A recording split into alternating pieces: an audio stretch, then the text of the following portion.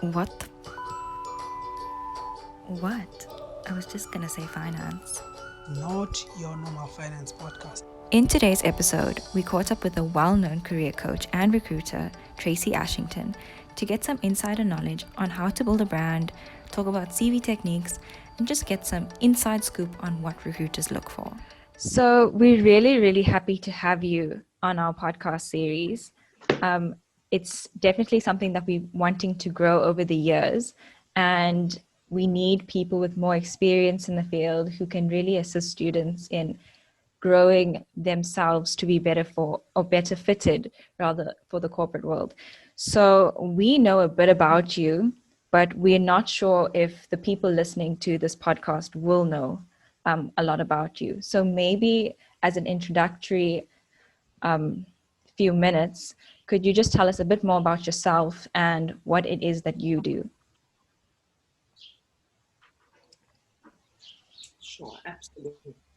So I have always been within the human resources, recruitment, and specifically graduate recruitment space, except for when I was studying at UKZA and when I suddenly to do speech and drama and dance and so on.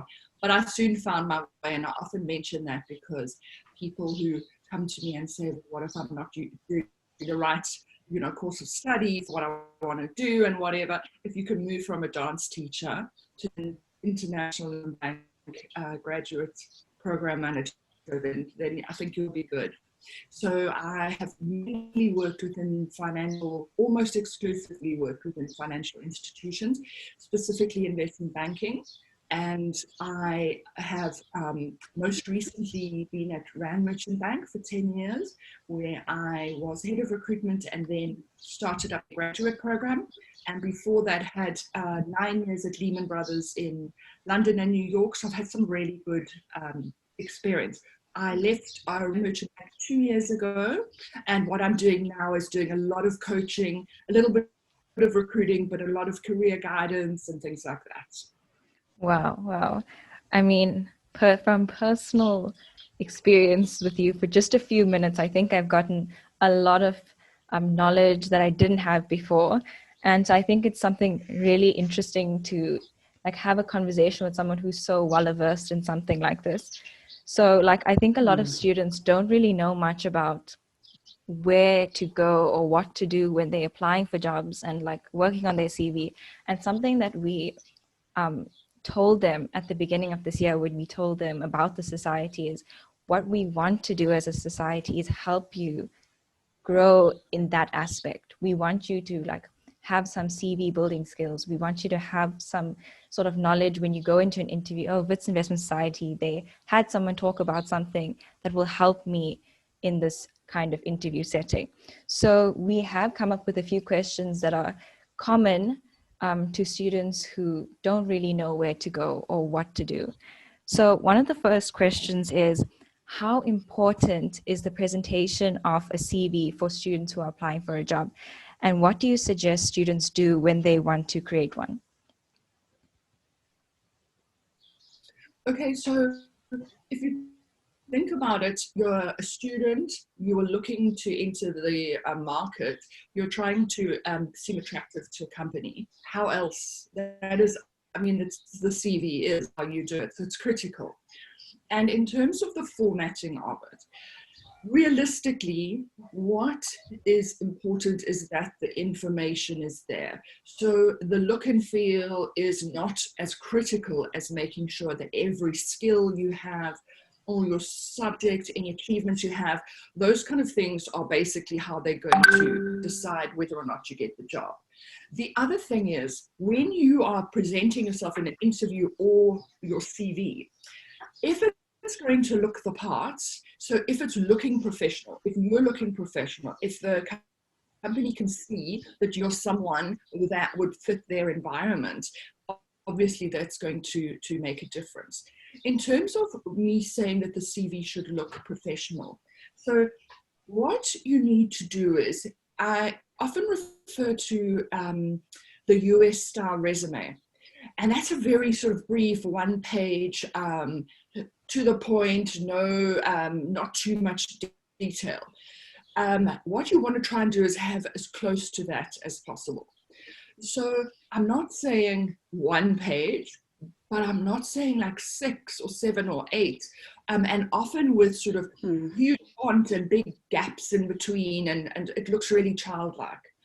So yes, CV is critical. Yes, the presentation of it is critical, well, is important, but more importantly, try to sort of get, rather than just a sort of Microsoft template or whatever, try and find a US style or a European style resume and follow that format. Then when you're putting the business, you're looking like the professional you're applying to be.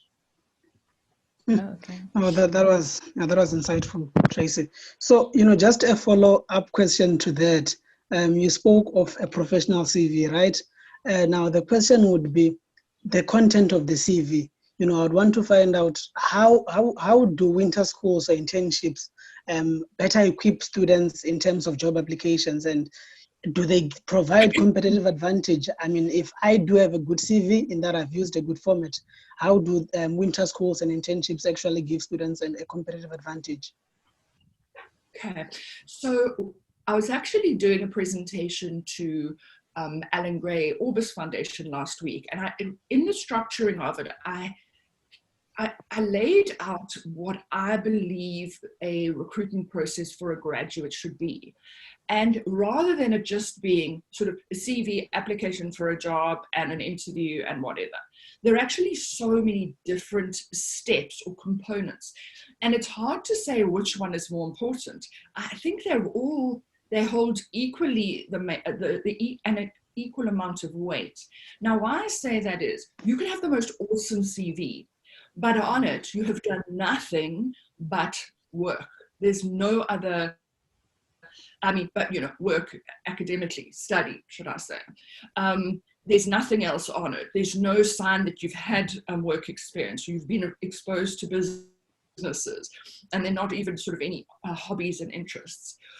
That holds a considerable amount of weight as well. Now, I'll tell you this. First of all, if I'm recruiting and I open up an application, I'm going to look CV, obviously. I'm going to look at transcripts. Transcripts are hugely important, and we'll talk a bit about that at a later stage, and I'll tell you why. And then I tend to look at things like what the studies are, obviously, what the university is, and what the degree length is, if it's in honors or whatever. And then it's very, very important to me, and it's probably one of the first things I look at, is if people have had relevant internships.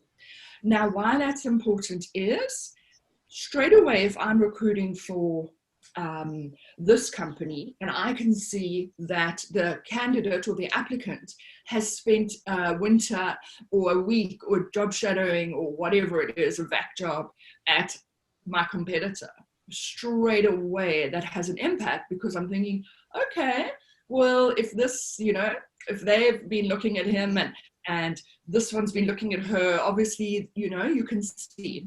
Now, that's helpful from a recruiter's perspective, because when you guys are students, there's not a lot else to go on. It's not like you have loads of experience in years and the market that, can beat up your CV. There's very little still to go on.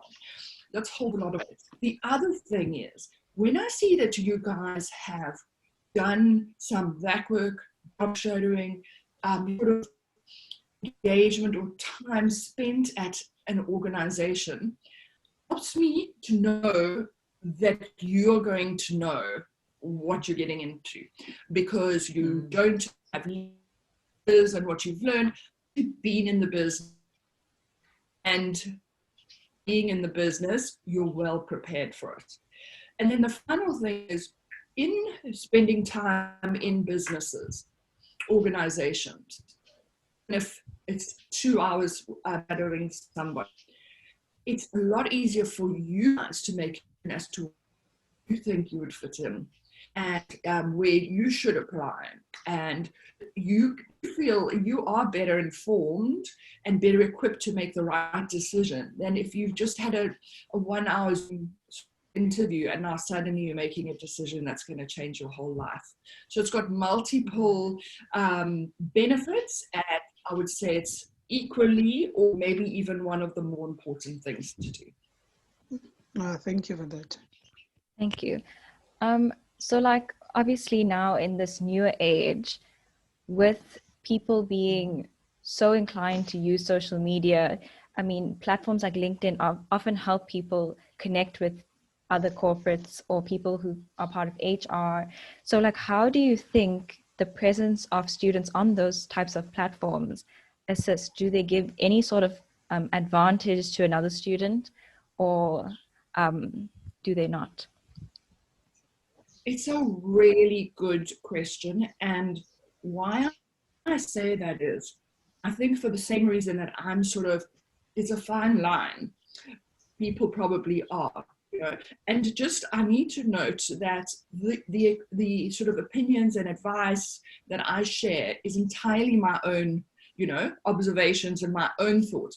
You could speak to 5 different recruiters and they'll tell you different things. So this is very much my own personal, you know, in terms of having a let's think about this. So if you guys, so picture it's one of you who are watching this now, and you have to draw a list. So you can have 2 columns and say the benefits and the potential hazards or the downfalls of having a social media profile of whatever kind it is. And you think about if you had something virtual online that people would have access to, what do you think that they would find attractive to see? And what do you think that may be detrimental to your brand? And that's such a good way of knowing what you think it is appropriate to add. Now, nobody is, I can't say nobody, I would like to think nobody is going to be making judgments of you as a person based on your personal Facebook profile per se, but it has to plant a little seed in the back of their heads or a little bit of a bias. So as much as they're going to say, you know, this is a young person, they're having fun, we all have fun, when do we post photos? When we're out having fun. Mm-hmm. The only thing is, if somebody were to see a picture that's a little bit risque, they're not going to say, oh no, we're not going to hire this person. But you do know it's something that tweaks in the back of your head. And that's why I say, don't go change yourself. Don't lose what's you. That is you. And you don't want to be inauthentic because then you're going to get a job at the wrong company for the wrong reasons. But perhaps just hide things that may be on the fine line. So you can limit the viewers or the security. In honesty, I've used Facebook a lot over the years. So every winter school, every grad program, I would add all the grads. We used it a lot to communicate. Mm-hmm. And so again, I do speak from a personal perspective that it's not something that would worry me, but still. The next thing is, in terms of online profiles, I think it's important for you guys to look at. So I've talked a little bit about sort of social media, but I think it's important for you guys to build a brand. And that can come, that must be sort of a uniform sort of look and feel about you. So you're going to have your, some people have a website if they've got sort of sideline business or whatever, but I know that that's going to be a small chance at student grad level. But then your LinkedIn profile, it's quite nice to have a Twitter account. It's quite nice to have a LinkedIn, Instagram, and so on. Now, why I say that is, I often will post a job spec on my Facebook, or I'll post something about a presentation I'm doing. In fact, I did a LinkedIn Live a little while ago about careers. It's opening you up to different sources of information that's coming through. And it's also quite a good chance to sort of plant little seeds for yourself. So on LinkedIn, say you want to be in the medical field, a nurse. What you can do, you want to be a nurse in virology. And that was not a good choice. But in any case, So what you're doing is you're making sure, it's very strategic, you're making sure that you are adding people that are key in the industry, in the country, and I'm talking about the big players. And then you create this captive audience so that anything you post or share or follow, people are going to see it. And then you start researching sort of breakthroughs in the industry or little challenging questions and things. And every few weeks you post something. That is about creating this brand that's going to work for you. So it's important. Oh, wow. A little less sort of the beer drinking moments. No, I think thanks for that, Tracey. You know, my next question that I wanted to find out was around content that people or students should like post around social media, because I believe that does affect the graduate, the recruiters, right? So, but you have touched on that. So, you know, now I would want to find out a bit more about transcripts. You said something about transcripts when we began this podcast. Please elaborate further on their importance. Okay, perfect. So this is probably the most sort of controversial or anxiety creating element of an application, let's face it. I mean, it's like the elephant in the room. And that's probably why I did bring it up quite early. Now, I'm going to tell you the truth about this. When you're a student with no work experience, how about this? When you're a recruiter and you have 3,000 applications for 20 roles, what on earth do you go by? How is with your best interests, with their best interests at heart, how do you make a decision? Things like what they studied, where they studied, what level they've studied to, and the transcripts and the work experience, those are the key things. So I'm not going to kid and say, you know, transcripts aren't important. They hold a lot of weight, but I'm also going to tell you, I'm going to give you some context.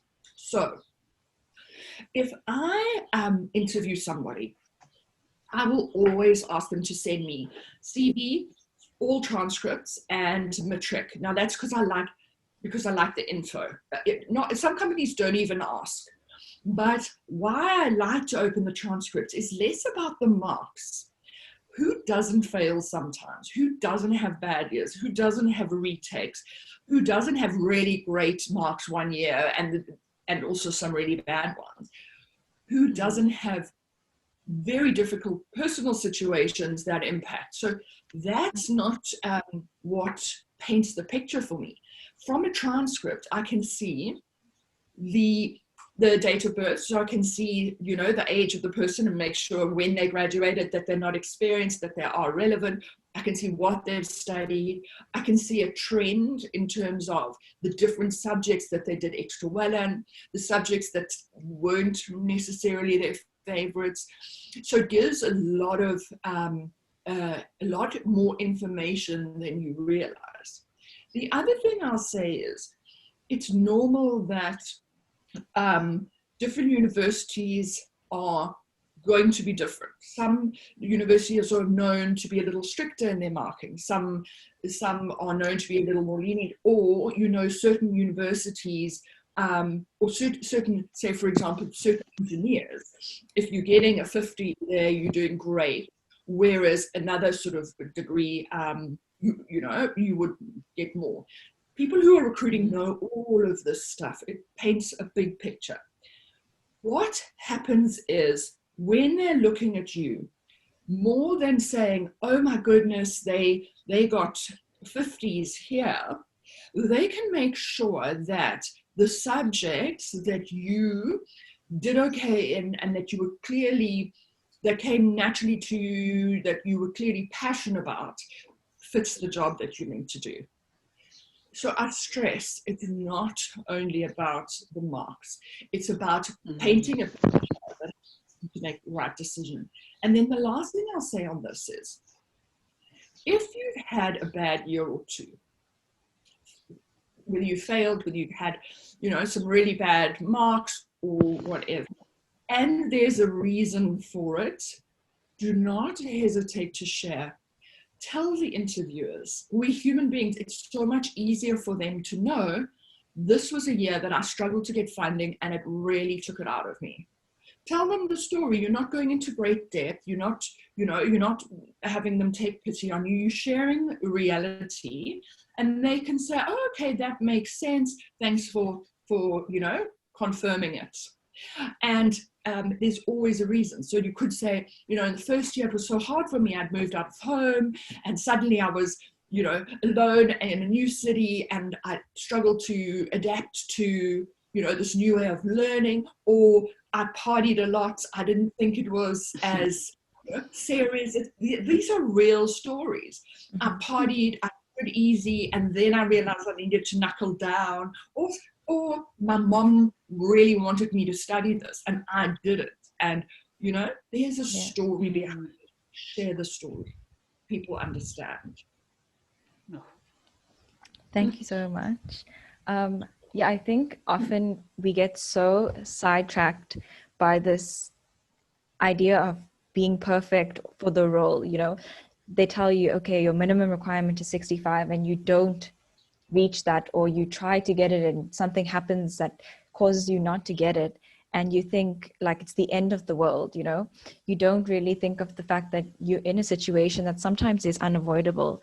And I think we often let ourselves down in the sense that we don't give ourselves enough credit for the work that we actually get done under the situations that we are in. So I think it's really nice to hear sometimes that doing your best and explaining that you did your best, you tried, and sometimes you do fall short of whatever the requirement is, but there is like a reason why, and there is some sort of understanding towards it. So honestly, if they know that you're giving them the opportunity to make a decision based on, information. And remember, when a company is recruiting 20 out of 3,000, they're often going to put certain things in place, such as we need a minimum of this, we need a postgrad, if you're not within, or another thing is you've got to apply by this date. If you don't fall within those criteria, don't just step back and do nothing. Email someone in the company and say, I got 5% less than what you needed me to, but I'm actually worth it, and this is why. People get jobs like that. You've got to back yourself so much that you can prove to them that 5% less doesn't matter, because actually look what you were doing on, or look what the odds that were against you. So I really urge you guys, don't give up based on the criteria. The criteria there is a guide. So we've spoken about internships, we've spoken about transcripts. How else do you think graduates can distinguish themselves from other candidates when they're applying for jobs? Okay. So you'll notice I often turn these questions around, because in taking the place of, in switching roles, often in life, I find I want to know something, and then I picture, what if I were the recipient, so I'm going to give you this example because I'm not explaining it very well. Say, for example, you were recruiting graduates for your students for graduate roles for your company. And let's say you can take 10 and you get 100 applications. Now, these 100 are potentially, they've been screened down because all 100 are perfect on paper. So they've studied the right, appropriate, they've passed, whatever your criteria are, they've met that. So you've got 100 people now, and you need to bring it down to 10, 100 to 10, that's what we're going with. What do you think, as a recruiter, how could one of those 100 stand out to you? What could you do that you would be the one that they remember out of 100, given that your background's all the same? And in fact, I'm going to ask one of you guys, what do you think it is? What do you think one of the things you could do is? Mystery, are you going or am I going? You can take it. I'm really thinking about it. What would I do? Well, I'm I'm the kind of person who relies on a lot of personal experience to teach me about certain things.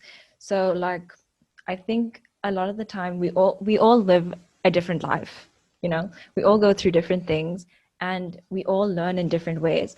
And I think one of the best things that I was taught is that you literally learn by doing, and all the mistakes you make, you learn from them. So I think in that sense, um, like any downfalls that I may have had in my undergraduate degree, they were all mistakes that I learned from.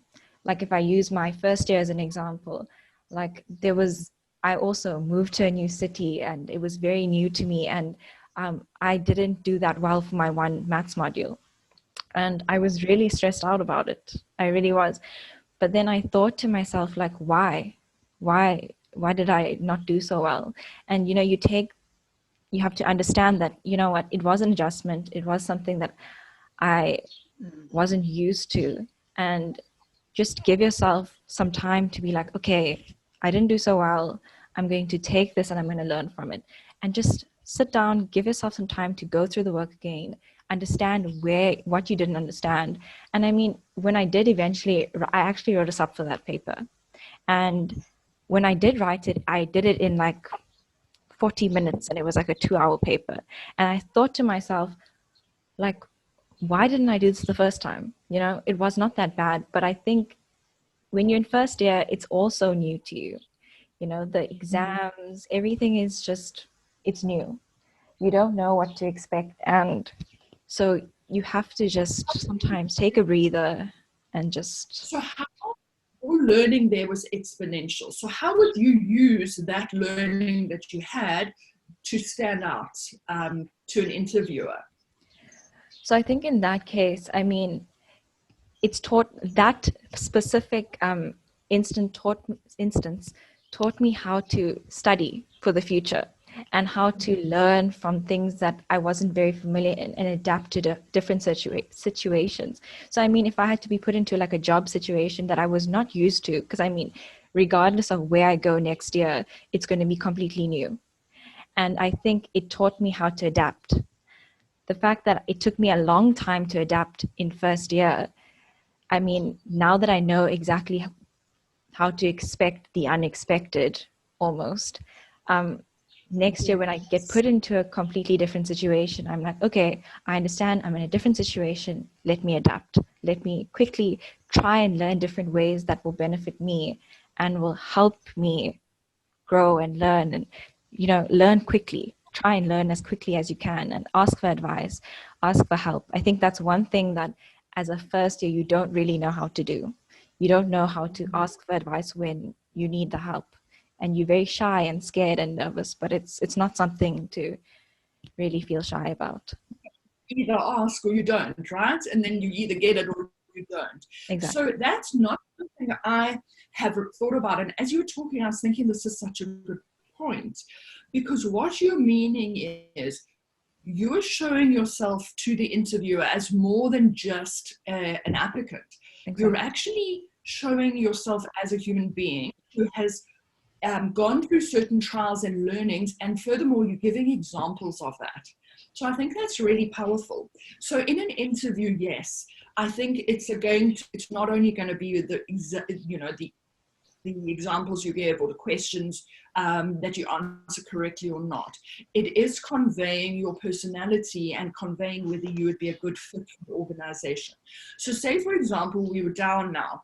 We had 100, we can take 10. Now we've interviewed them all and we are down to 30. Now I'm telling you, now we're pretending, I am a recruiter, but we're pretending. I'm recruiting for my own organization. And I need to, I have 30 that I think are great. I can't decide. I have to take 10. Am I going to remember the ones whose CVs are all piled here next to me? Or am I going to remember the one who popped me an email last night saying, I really want this job. I'm determined. What can I read to increase my chances?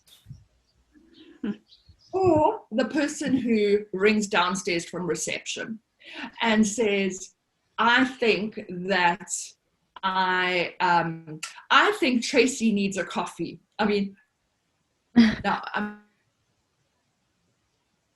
giving you the extreme, and I'm just a little giggle, and I'm not saying go arrive downstairs, but I do want that because someone's once did it for me, and it's just a little bit of, and you see, I've been here for 22 years, and I remember, I'm not saying go with coffee. If there are any corporates listening, I'm going to wring my neck. What I'm saying is I'm using it as a very flippant and fun example of finding a way to be noticed. Now, some very professional, so that notice may not be, the professionalism that you're wanting to create, although she was noticed. What a good thing is to have your CV packed, but also have this human element that you talked about earlier. And what sometimes makes you stand out from the paper is when you find someone within the business to engage with. Or you don't just send the CV on the online, website system or whatever, or send it to HR, and then just wait and expect, to get the job. You've got to do something extra. You've got to think, how can I make them remember me? You want to be in the nursing, in this particular nursing department. You go and Google, you LinkedIn, you whatever. You go and find some of the sort of previous grads, previous students, nurses, or some of the managers. You drop one of them an email and say, can I come shadow you for 2 hours? Or you drop one of them an email and say, I have applied via the system and I have sent my details to human resources. But you, as having been me a few years back, give me one piece of advice. I really want to work for your firm. Give me some advice. No one's going to say no to that. And then they're going to go to HR and say, no, this is a really amazing kid. Just look out for them. They were so passionate about it. And the thing is, what happens is we feel shy to do that. We don't know if it's applicable, and we feel a little bit like lame, or that we're rashing them, or whatever it is. But if we don't, the one who does is going to get the job. Do you see what I'm saying? So stop and think, if I were to be noticed, as I would like to be noticed, what is it I need to do?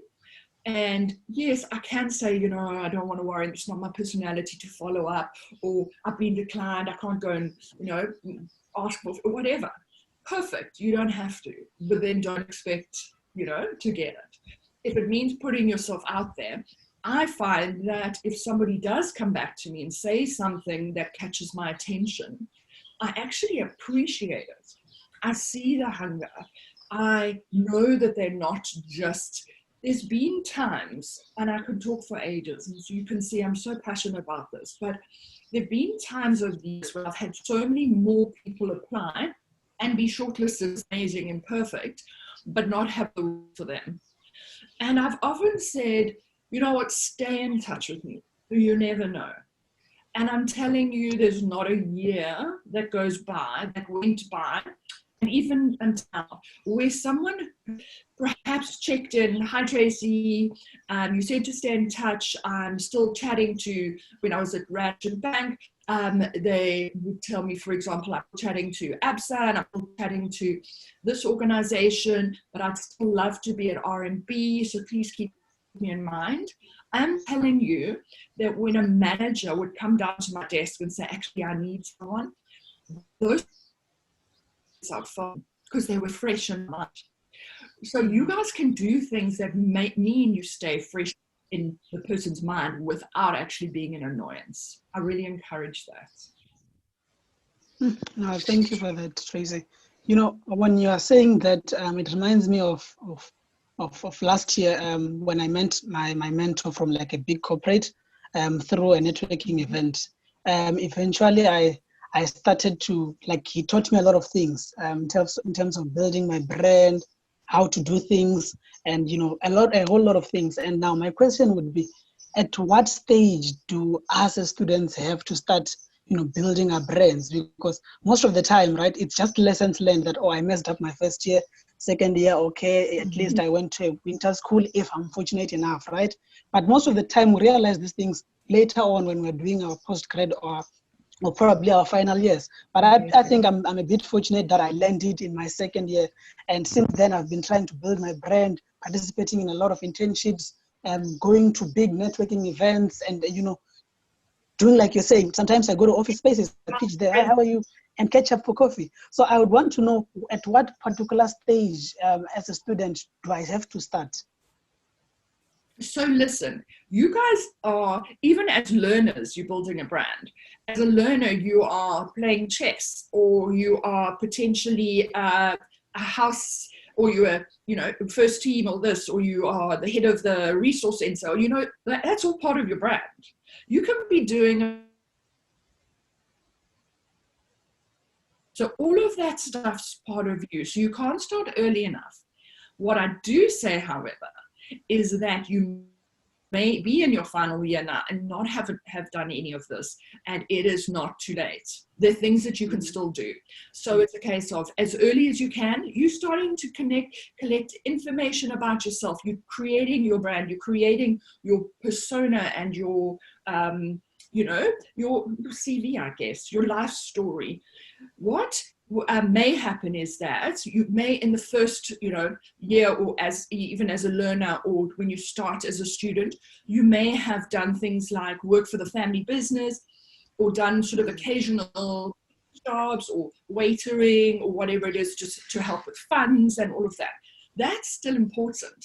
That's still showing your brand, and that is that you were willing to hustle, to pay fees and whatever. Then there will be some other jobs that, people will say, oh, well, is it, I was basically in the mail room at my dad's company. Does it count? Yes, of course it counts. It's great fact work. In the last year, if, say, for example, you're in the last year and you haven't done anything, right now, today, you go and you say, I want to be these are the companies that I would like to apply to. You go write them a letter and say, I would love to do free job shadowing in your organization. Is that okay? Straight away, you've done, on your CV, it's like, I did work experience, not work experience, I did a job shadow at Alan Ray. Boom, one email. Okay, so it's not too late. So put everything that you have done is relevant, so don't feel like you've done nothing. If you've been late, you can still find, or you can go, all right, I really want to work for Nestle, so I'm going to go and do some research on LinkedIn, and I'm going to find someone there, and I'm going to send an email and say, would you answer one or two questions, or would you consider mentoring me, or would you tell me which book I should read? Straight away, you see, not too late.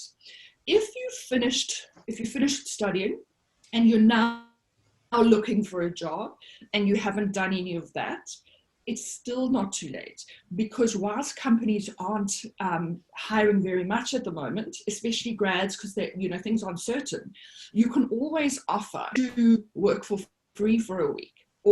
And I mean, guys, this is an investment on your part, but if you work free for a week, you are noticed versus the person who's at home. Or you can say, can I come in and chat to one of your current grads? All of that stuff is part of the brand, and you can be doing it easier than you think. Really, you can. So I get very intimidated when it comes to interviews generally, and I think a lot of people will be. I mean, it's very scary, especially if you're sitting alone, facing like 3 or 4 corporates. So what do you think is one of the most stumping questions that graduates have, where they just don't really know how to answer?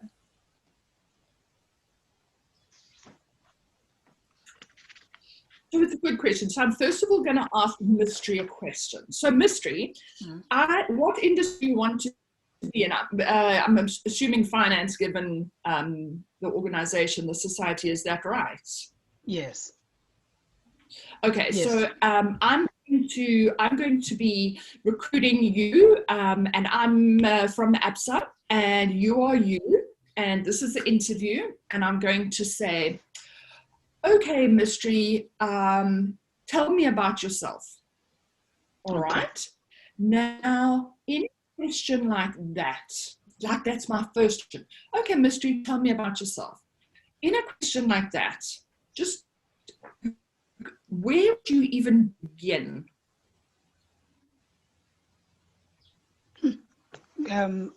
Good question, Tracey.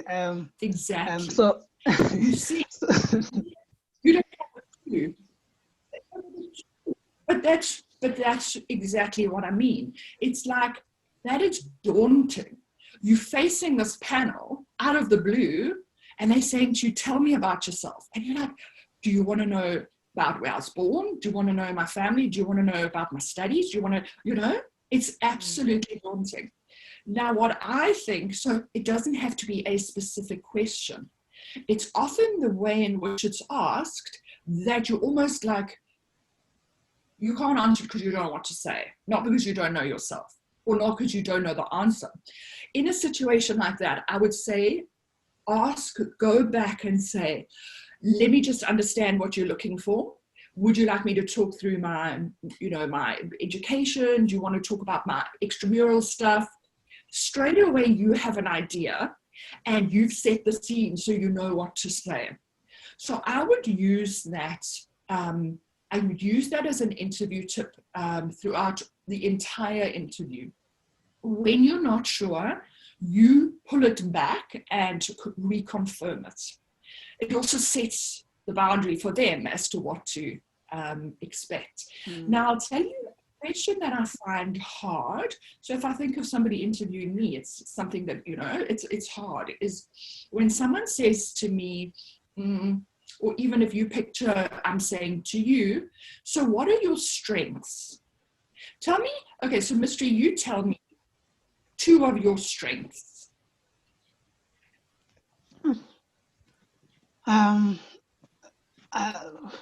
Well, this was not planned, so I honestly, It's really yeah, no. nice, really, really nice to ask it and to see, you having to struggle, because that is reality. That is what it's like. It's so good for people to see how daunting it is when we get a question like that. So that's why it's such a blessing that when I ask you, you can share, it's really hard.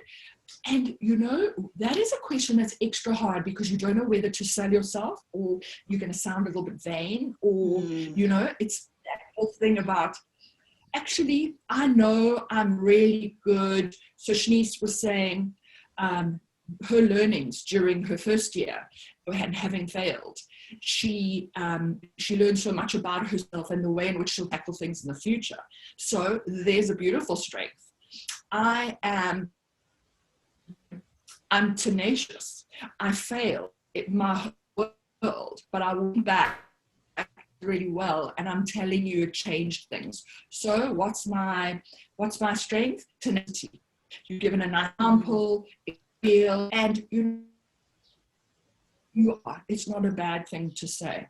Now, in your case, you can say, you're not boasting to say, okay, well, I'm the vice president of this organization, and I was selected based on my passion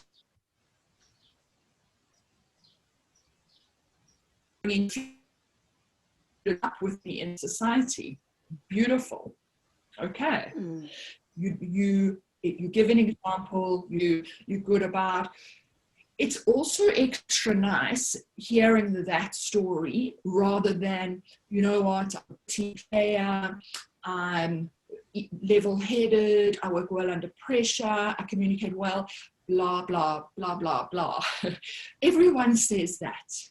Everyone says, who's going to say, I'm actually not a great communicator, even though Shanice said interviews, it's not, but everyone's going to say the very generalist thing, where Shanice, I don't love, very intimidating when there's a panel. So that can be a comment because it's specific. But when you're saying things that everyone's going to say, it makes no sense. And so that's why I would stop and think. Someone said to me, even I have to think about it. Someone said, Tracey, what's your strength? I would say, You see, it's not easy. So I would say, okay, when I'm under pressure, I can talk a lot. I pulled that out of nowhere, but it's a lot better than saying, I'm really hardworking. You know, you see what I mean? Yeah. Different. No, thanks for that, Tracey. Last question. I see we're running out of time. So what's the advice you'd give to a graduate, who's busy applying for internships, applying for job opportunities, but they've not been getting any successful response? What advice would you give them? Now, this is something that I will sell my services as, just saying. But no, what I mean is, this is something I deal with people a lot, not only at the grad level. A lot of people come to me because they're just not having success finding a job. And what it is the perception of looking for a job is that you go to the website or the LinkedIn app or the whatever, and you click apply.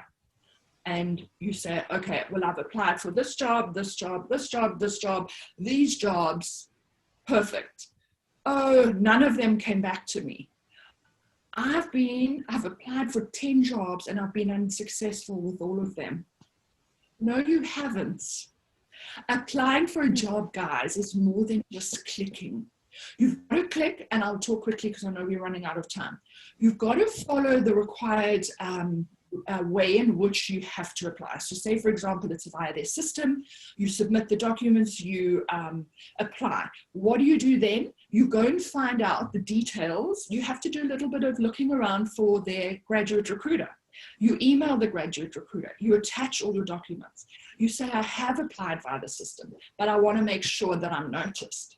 A little while later, if you don't get feedback, you go back and you say, and I mean, they may not like it, but that's, we all have to do things in our jobs we don't like. And you ask for feedback. If you are declined, you can always go back and speak to someone else and see what you could do to improve it. That's when you're fully applying for a job. If you've done all of that and you declined, fair enough. But if you've only clicked, you don't actually know if they've even got that email. So my advice, just to sum it up, is the way in which you make an application, you turn an application into a job, is at least 10 different steps in between. Okay. Okay, no, thanks for that, Tracey. Thank you so much, Tracey, for everything that you have told us and spoken to us about today. We really, really appreciate your advice. I don't know if Mystery has any final questions that he'd like to ask. Not just a question, but some key insights that I took from this episode.